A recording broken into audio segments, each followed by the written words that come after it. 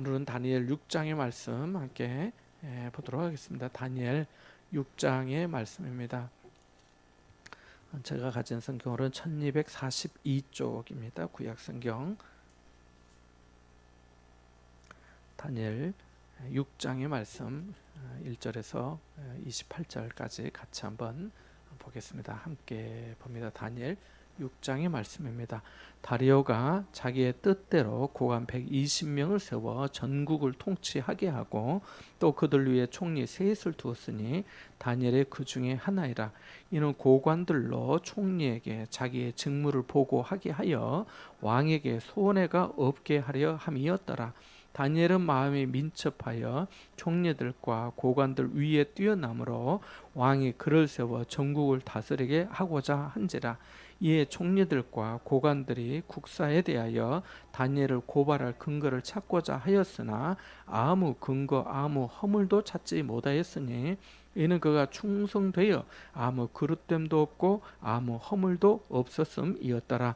그들이 이르되 이 다니엘은 그 하나님의 율법에서 근거를 찾지 못하면 그를 고발할 수 없으리라 하고, 이에 총리들과 고관들이 모여 왕에게 나아가서 그에게 말하되 다리오 왕이여 만수무강하옵소서.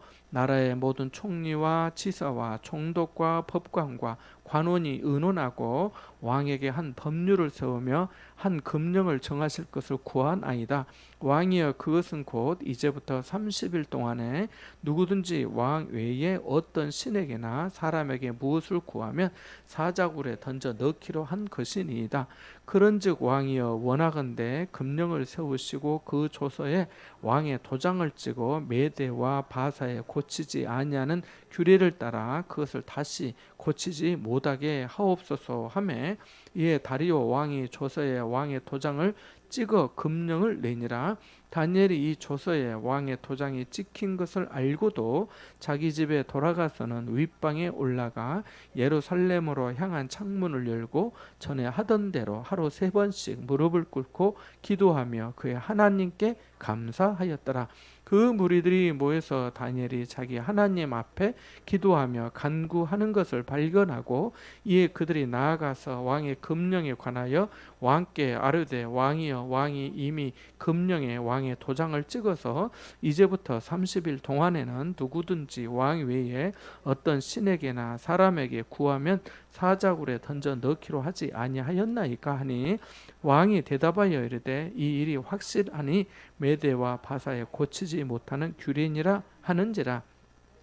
왕 앞에서 말하여 이르되 왕이여 사로잡혀온 유다 자손 중에 이 다니엘이 왕과 왕의 도장이 찍힌 금령을 존중하지 아니하고 하루 3번씩 기도하나이다 하니, 왕이 이 말을 듣고 그로 말미암아 심히 근심하여 다니엘을 구원하려고 마음을 쓰며 그를 건져내려고 힘을 다하다가 해가 질 때 이르렀더라. 그 무리들이 또 모여 왕에게로 나와서 왕께 말하되 왕이여 메대와 바사의 규례를 아시거니와 왕께서 세우신 금령과 법도는 고치지 못할 것이니이다 하니, 이에 왕이 명령하매 다니엘을 끌어다가 사자굴에 던져 넣는지라. 왕이 다니엘에게 이르되 내가 항상 섬기는 너의 하나님이 너를 구원하시리라 하니라.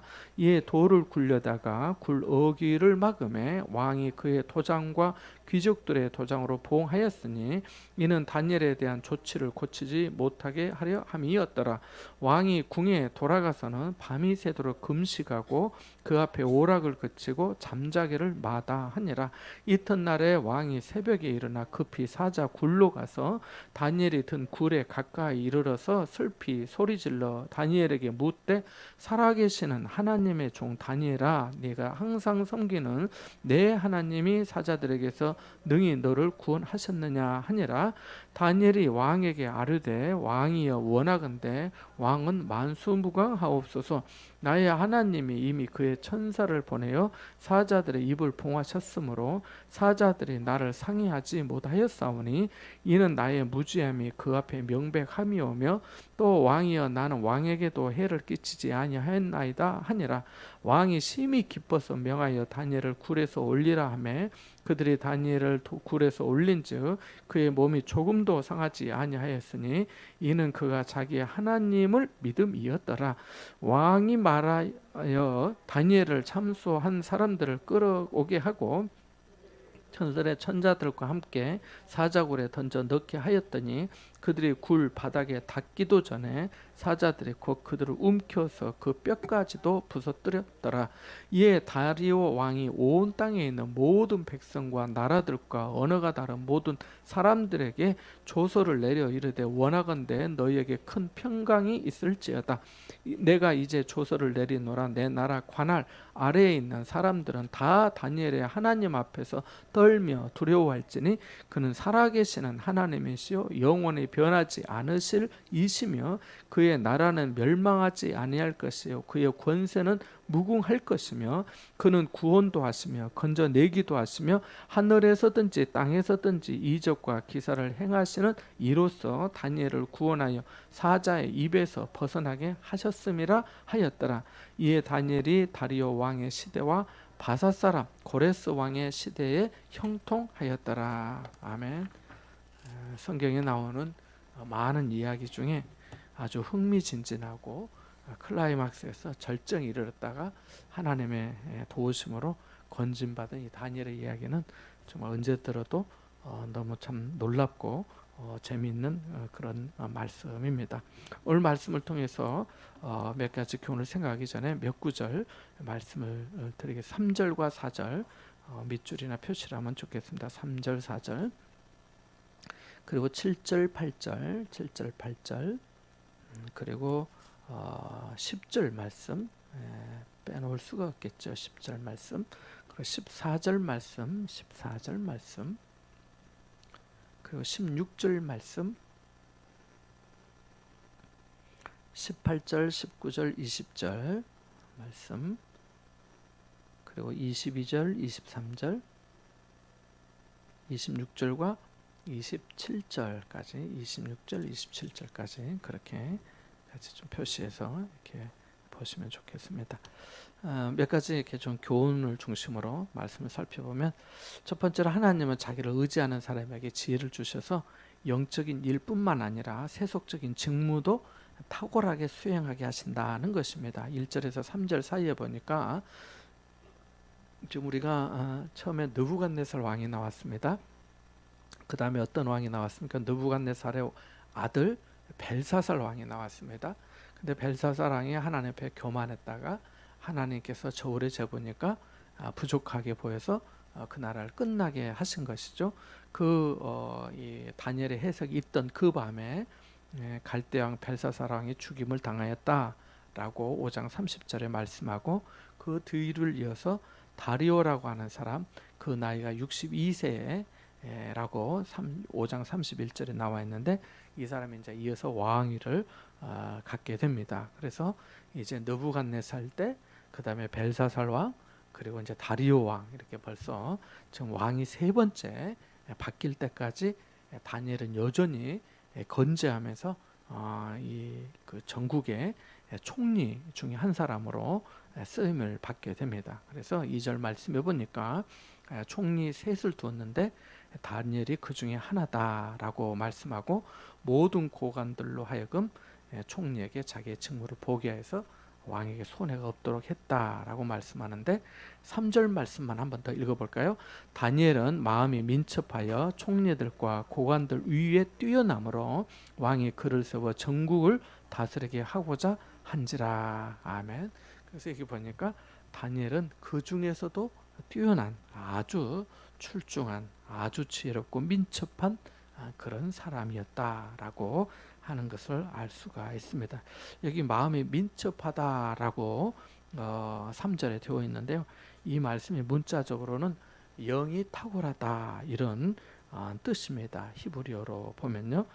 그래서 다른 성경에는 다니엘이 비범한 영을 가졌다, 또는 다른 성경에는 놀라운 신통력을 가졌다라고도 그렇게 표현하고 있습니다. 그러니까 보통 사람의 능력보다는 훨씬 더 뛰어난 그런 능력이 다니엘에게 있었다는 것을 알 수가 있습니다. 그러니까 이렇게 왕에게 두터운 신임을 받아서 전국을 모든 관할하는 대표 총리가 된 것이죠. 그래서 우리 안에 계신 성령님도 마찬가지입니다. 우리가 일상적이고 전문적인 영역에서도 성령께서 우리에게 은혜를 주실 때 맡은 일을 탁월하게 해내게 되기도 하더라는 것입니다. 실제로 출애굽기 31장 3절에서 5절 사이에 보면은요, 이런 말씀이 있습니다. 그 회막을 만들 때 유다 지파의 그 부사렐이라고 하는 사람에게 하나님께서 은혜를 주셨는데, 성경이 이렇게 말씀합니다. 하나님의 영을 그에게 충만하게 하여 지혜와 총명과 지식과 여러 가지 재주로 정교한 일을 연구하여 금과 은과 노수로 만들게 하며 보석을 깎아 물리며 여러 가지 기술로 나무를 새겨 만들게 하리라. 이렇게 하나님께서 이제 부사렐에게 그런 은혜를 주셔서 하게 하시겠다라고 하는 그런 말씀이죠. 그러니까 하나님께서 주시는 이 하나님을 의지하는 자에게 하나님께서 이런 영적인 일뿐만 아니라 세속적인 직무도 탁월하게 수행하게 하시더라라고 하는 것입니다. 뭐 몇 년 전인데요. 그 어떤 제 아는 형제가 이제 이렇게 사실은 그 공부를 하는데 이렇게 박사학위 이렇게 봤는데, 공부하면 이렇게 아이디어가 있어야 되잖아요. 똑같으면 안 되잖아요. 또 뭔가가 좀 달라야 그게 이제 인정을 받지 않겠어요? 학계에서. 그래서 이제 자기가 공부를 하는데 진짜 잘 안 되더라고요. 딱 막혀가지고 거기서 어떻게 해야 될지를 모르겠더래요. 그래서 자기가 기도를 하는데, 뭐 기도를 뭐 하루 했겠습니까? 계속 기도를 하면서 안 나가는 거예요. 안 나가요. 연구가 더 이상 진척이 안 되는 거예요. 그래서 벌써 한 달, 두 달, 석 달 이렇게 돼가는데, 그렇게 되면서 마음이 너무 답답하고 무겁고, 이게 그 어떤 성과를 내야 되고 또 이걸 마쳐야 되고 또 그래야 또 다음 또 진로를 또 계획하게 되는데, 그렇게 있을 때 진짜 어느 날 하나님께서 기도하는데, 그렇게 한번 해볼까 이런 생각이 들더라는 거예요. 그래서 그것을 데이터를 이렇게 하고 저렇게 하고 하니까 이 어떤 새로운 어떤 결과물이 도출이 되어 가지고 했다고 하는 얘기를 제가 직접 들은 적이 있는데, 정말 하나님께서 좀 공부하는 사람에게나 또 우리 모두에게도 참 성령께서 그런 은혜를 주실 때 참 놀라운, 여기 있는 마음이 민첩하다, 놀라운 신통력이 있다라고 하는 그런 그 영이 탁월하다고 하는 문자적인 뜻처럼 그렇게 하나님께서 은혜를 주시기도 하더라는 것입니다. 자, 두 번째 교훈은 탁월하게 자라고 높임을 받으면은 어떤 일이 생길까요? 그렇죠. 바로 거기 나와 있죠. 4절 말씀 한번 읽어보겠습니다. 4절 같이 봅니다. 총리들과 고관들이 국사에 대하여 다니엘을 고발할 근거를 찾고자 하였으나 아무 근거, 아무 허물도 찾지 못하였으니 이는 그가 충성되어 아무 그릇됨도 없고 아무 허물도 없었음이었더라. 아멘. 그래서 이제 이렇게 너무 잘하니까 정말 여기 있는 말씀 아무 허물도 없고 아무 그릇됨도 없고 하니까 시기한 거죠. 어떻게 고발할 건수를 하나 잡으려고 한 거죠. 그래서 탁월하게 자라고 높임을 받으면 시기와 비방을 받을 수 있다는 것입니다. 우리가 잘해야 됩니다 하는데 다 같이 잘해야 됩니다 얘기를 들었어요. 근데 그 중에 한 사람만 잘하면 그래 다 잘해야 되는데 저 사람만 너무 잘하네 이렇게 하면서 또 시기하는, 또 비방하는 그런 일들이 있기도 하더라는 것입니다. 그래서 여기 보니까 총리와 고관들이 다니엘을 시기하고 질투하여서 이제 고발할 근거를 찾게 되는데, 자기들이 스스로 안 거지요. 여기 5절 말씀 한번 읽어보겠습니다. 같이 봅니다.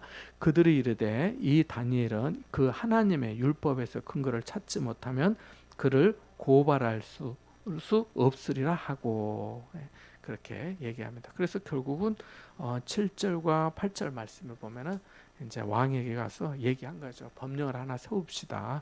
앞으로 30일 동안 누구든지 왕 외에 어떤 신에게나 사람에게 무엇을 구하면 사자굴에 던져 넣기로 합시다라고 말합니다. 왕이 만수무강하옵소서 하면서 그렇게 하시면 좋겠습니다. 그래야 왕이 폐하의 황제 폐하의 권위가 쓰고 이 나라가 이 질서가 있지 않겠습니까? 다 왕을 추앙하면서 존중이 여기고 왕에게 구해야 되지. 왕은 신과 같으신 분인데 다른 신들에게 구하거나 하면은 되겠습니까? 하면서 그래 그 말 말있지 하면서 도장을 꽉 찍어주는 거죠. 앞으로 30일 동안 그런 일이 있으면 고치지 못하는 거죠. 고치지 못하는 거.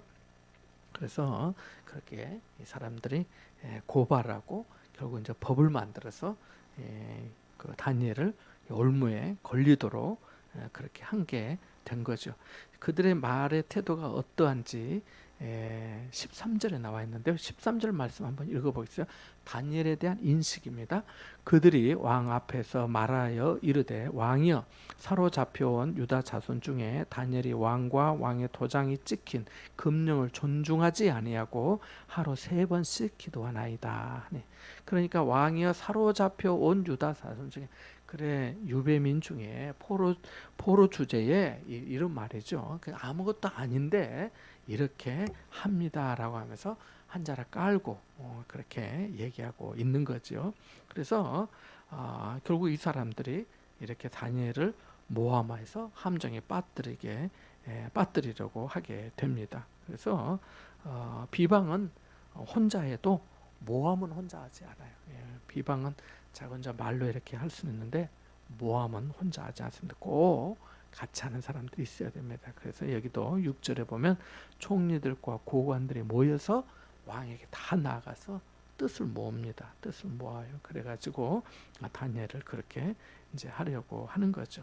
그러니까 내가 잘한다고 뭐 생각이 혹시 된다면은 다른 누군가가 시기할 수도 있겠구나. 이것을 생각할 수가 있어야 합니다.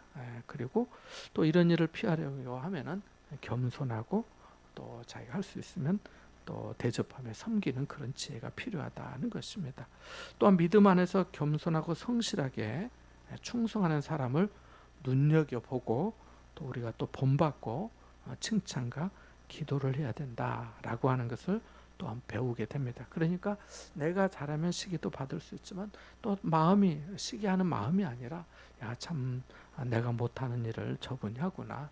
또 저 사람이 저렇게 또 참 하나님께서 주신 은혜를 따라서 하는 거 보니까 참 감사하고 좋다. 나도 그럴 수 있으면 좋겠다 하면서 그렇게 하시니까 참 저에게도 너무 좋아요. 이렇게 칭찬하고 격려해 주면 더욱 좋지 않겠습니까? 그래서 시기보다 칭찬하는 사람의 인격이 더 큰 사람인 거죠.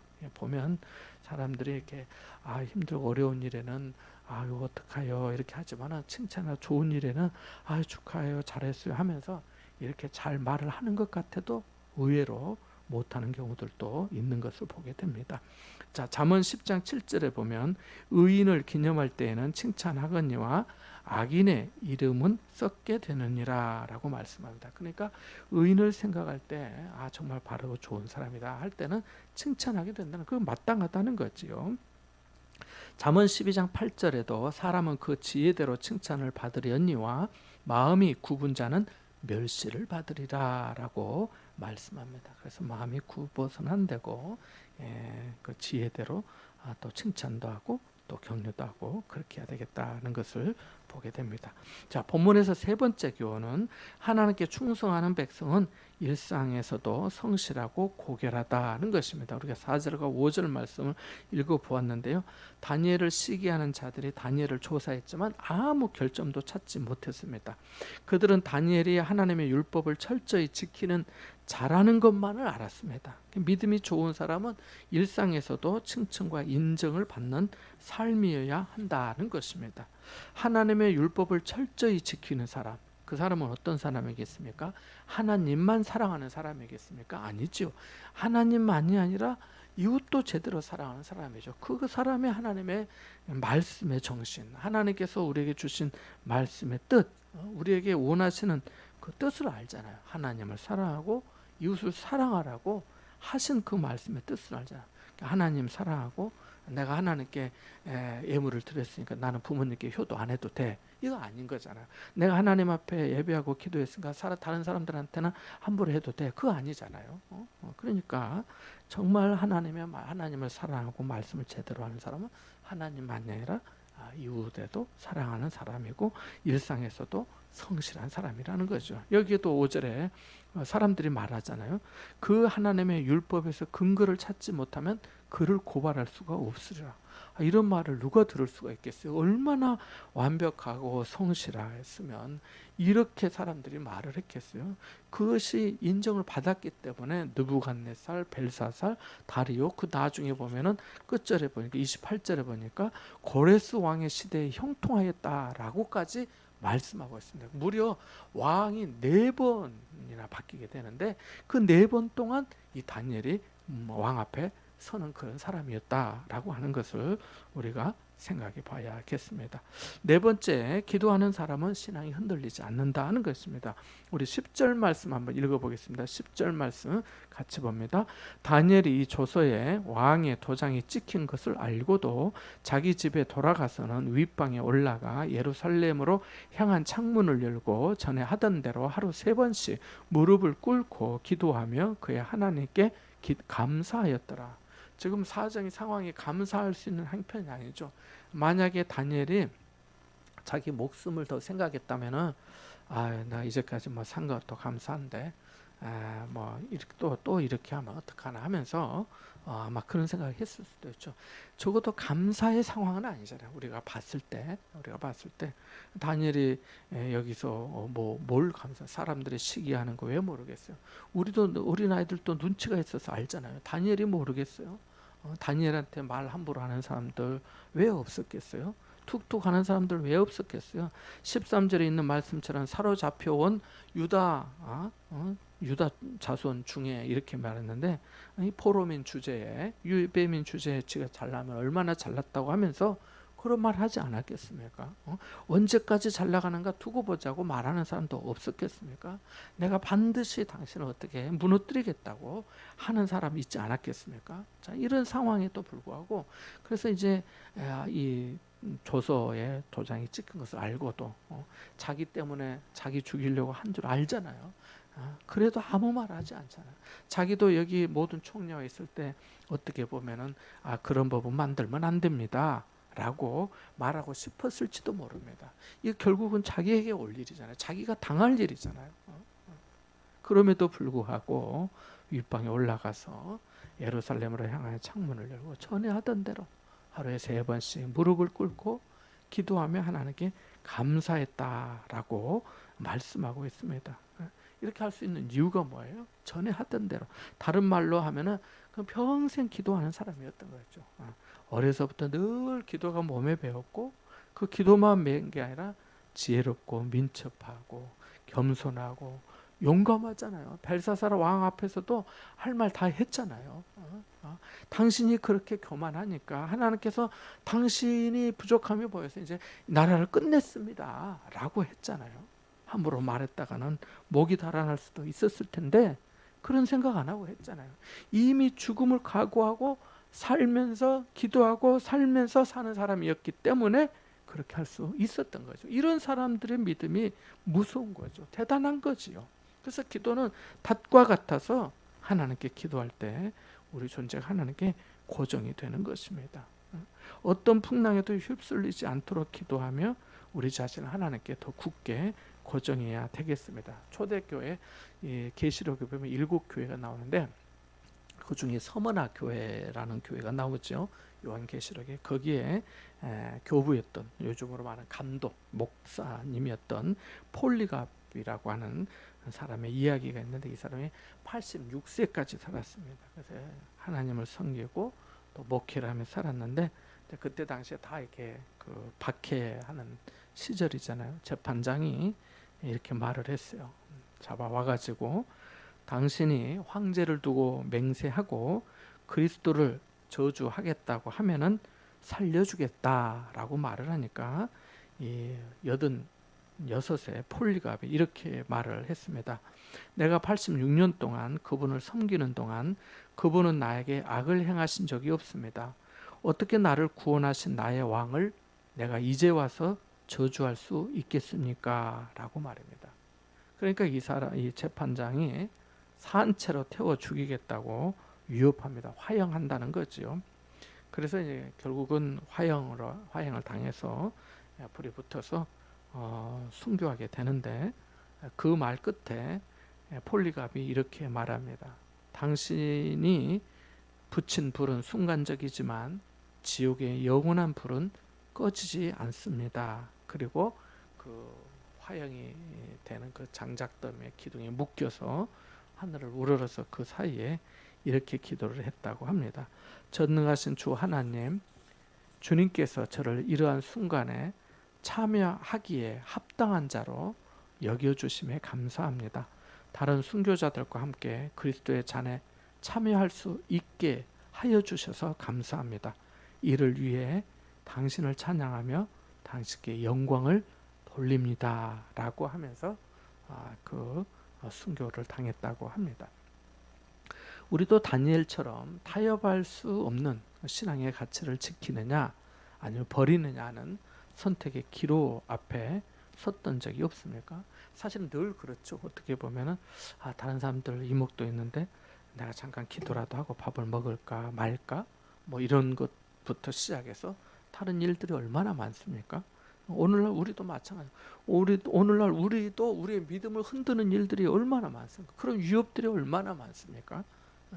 그런 위협에도 불구하고 믿음을 지키려면은 내가 어떤 결단과 행동을 해야 할 것인지 우리가 이 말씀을 배우면서 생각해 볼 수 있겠습니다. 다니엘은 그랬던 거죠. 전에 하던 대로 하루에 3번씩 무릎 꿇고 기도하고, 그런데 그 기도가 하나님 나 살려주세요 라는 기도가 아니라 하나님 감사합니다 라고 하는 기도였죠.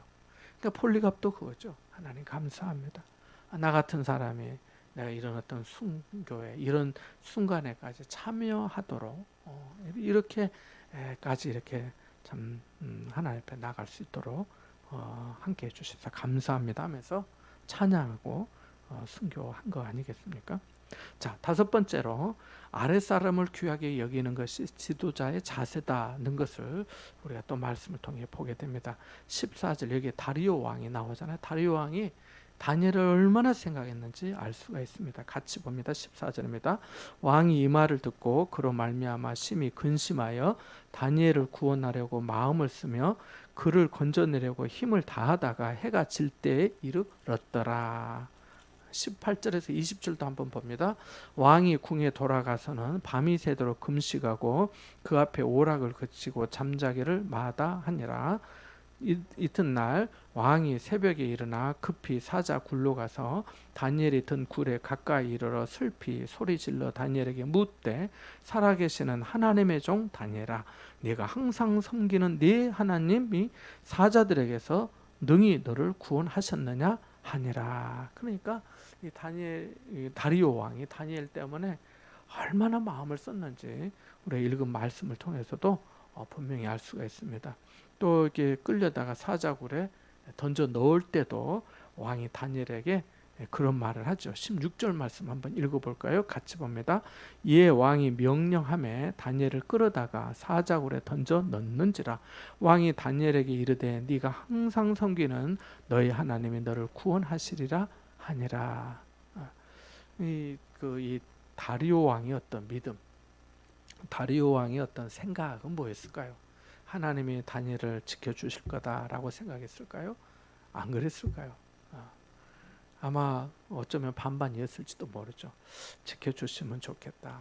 근데 그 배고픈 사자들이 한 마리도 아니고 이게 다 사자들 22절, 23절 다 복수로 사자가 표현되어 있는 걸로 봐서 한두 마리, 2마리 이상이었던 것으로 보이는데 그 사자들이 다니엘을 놔둘 수 있을까? 인간적인 생각에서는 다니엘이 죽을 것 같은데 정말 하나님 아니면 도와줄 수 없는 거죠. 그래서 항상 네가 섬기는 너희 하나님이 널 구원해 주시기를 원한다라고 하는 거죠. 그리고 밤이 새도록 금식하고 오락을 거치고 잠도 안 자고 14절에 있는 말씀처럼 다니엘을 구원하려고 심히 근심하면서 마음을 쓰고 그를 건져내려고 힘을 다했다.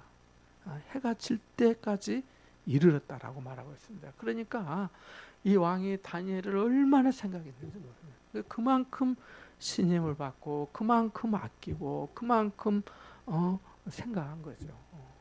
생각한 거죠. 그래서 뭐 꼭 아랫사람만이 아니라 사람을 귀하게 여기는 것, 그것이 정말 지도자의 자세다는 것을 이 말씀을 통해 다시금 배울 수가 있습니다. 그러니까 다리오 왕이 이 다니엘이 뭐 나이가 얼마나 들었을지, 이제 또 나이가 들은 정도가 되었는지 정확히는 알 수는 없지만은 다른 남다른 애정을 가지고 있었던 것으로 충분히 생각해 볼 수가 있습니다.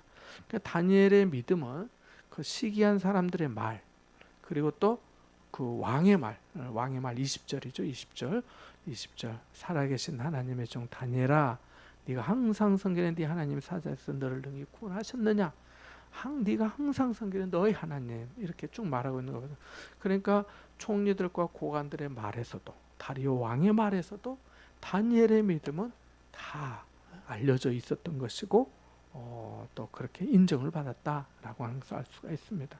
그러니까 다니엘 항상 기뻐하고 쉬지 않고 기도하고 범사에 감사하면서 죽으면 죽으리라 하고 에스더처럼 그렇게 한 거 아니겠습니까? 그래서 다니엘의 믿음이 참 크다, 참 크다는 것을 알 수 있고, 믿음이 크고 그렇게 사니까 다리오 왕도 총리와 고관들도 다 알게 되는 것이죠. 그런 말 하잖아요.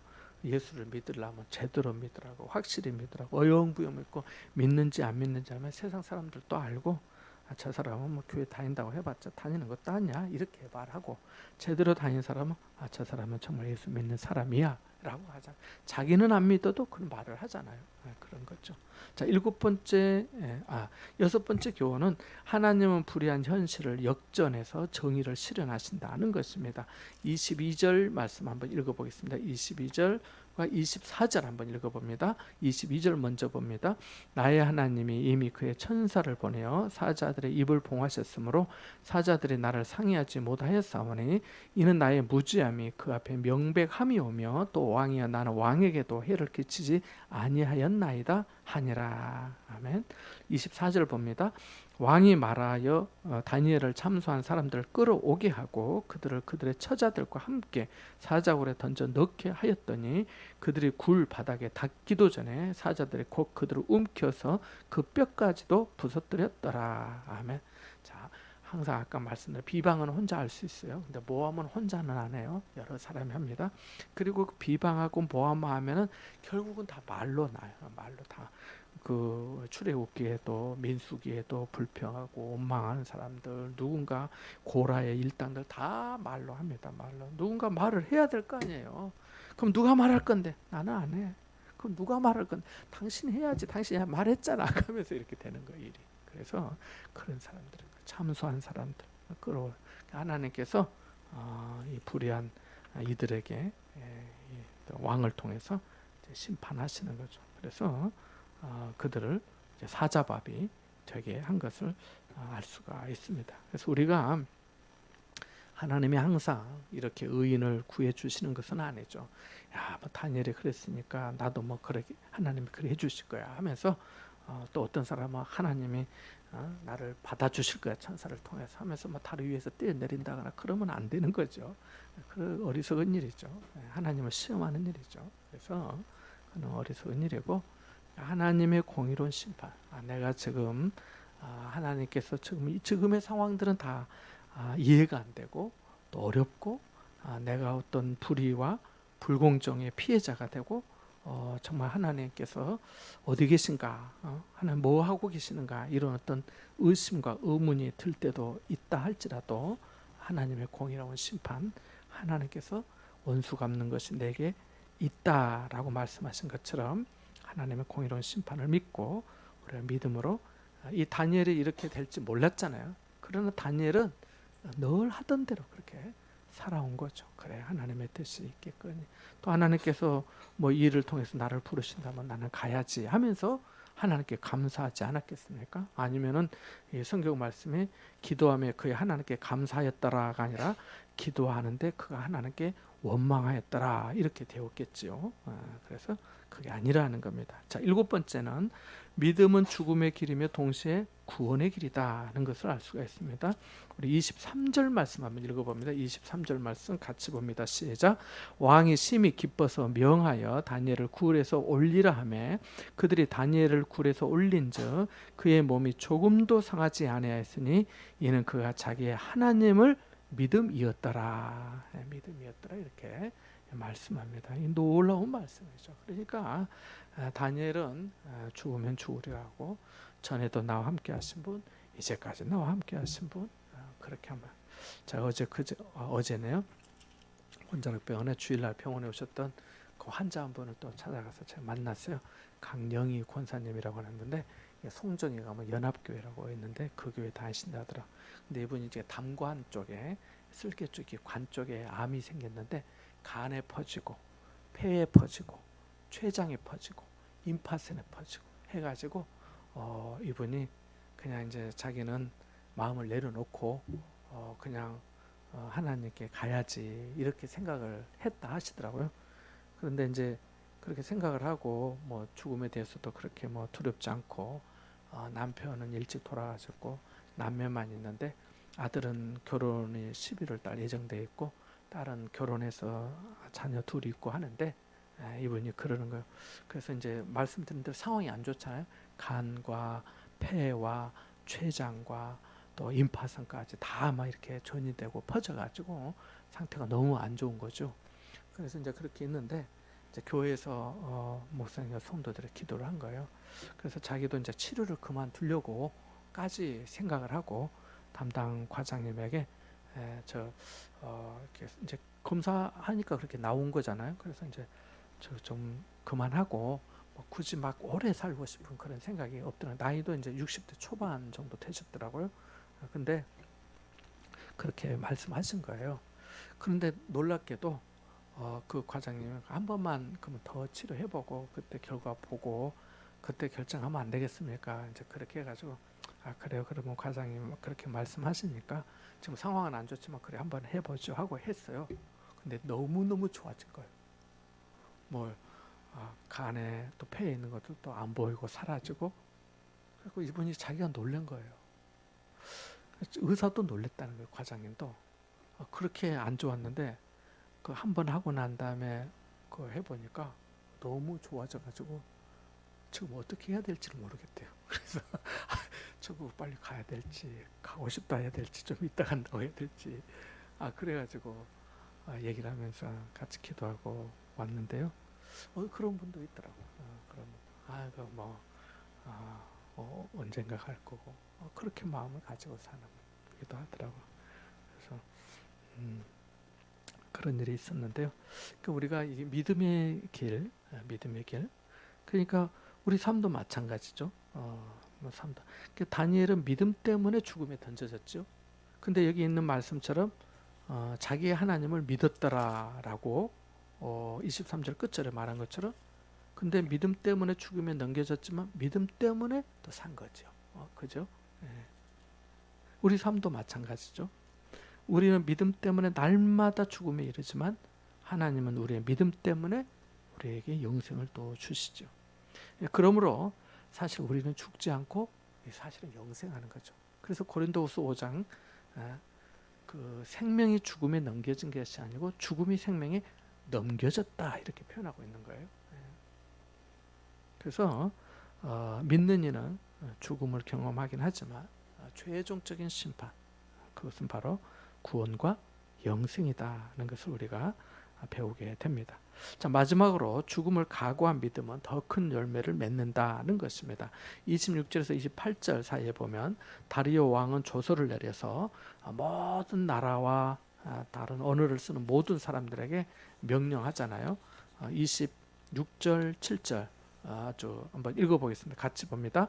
내가 이제 조서를 내리노라. 내 나라 관할 아래에 있는 사람들은 다 다니엘의 하나님 앞에서 떨며 두려워할지니 그는 살아 계시는 하나님이시요 영원히 변하지 않으실 이시며 그의 나라는 멸망하지 아니할 것이요 그의 권세는 무궁할 것이며 그는 구원도 하시며 건져내기도 하시며 하늘에서든지 땅에서든지 이적과 기사를 행하시는 이로써 다니엘을 구원하여 사자의 입에서 벗어나게 하셨음이라 하였더라. 아멘.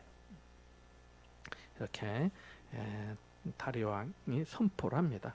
그리고 다니엘이 이제 형통하게 되고 또 하나님께서 그에게 큰 은혜를 주시지요.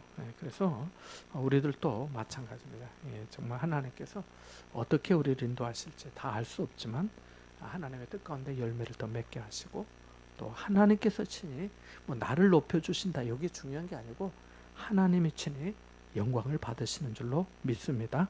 우리 같이 이 말씀들 좀 기억하면서 함께 기도하기를 원합니다. 그리고 또 선교사님들에게 함께 해주시고 또 다음 주 주일날 또 우리 맥주 감사절과 선교 이렇게 단기 선교 비전 트립 또 출발도 있는데 하나님께서 모두에게 은혜를 더해 주시도록 또 유집사님 또 내일 시술이 있는데 또 하나님께서 또 잘 치료가 되도록 은혜 베풀어 주시도록 집사님 얼마나 많이 아프시던지 잘 걷지를 못하신다. 그래서 부득이하게 병원에 입원하셨는데 기도해 주시기 바랍니다. 같이 기도하겠습니다.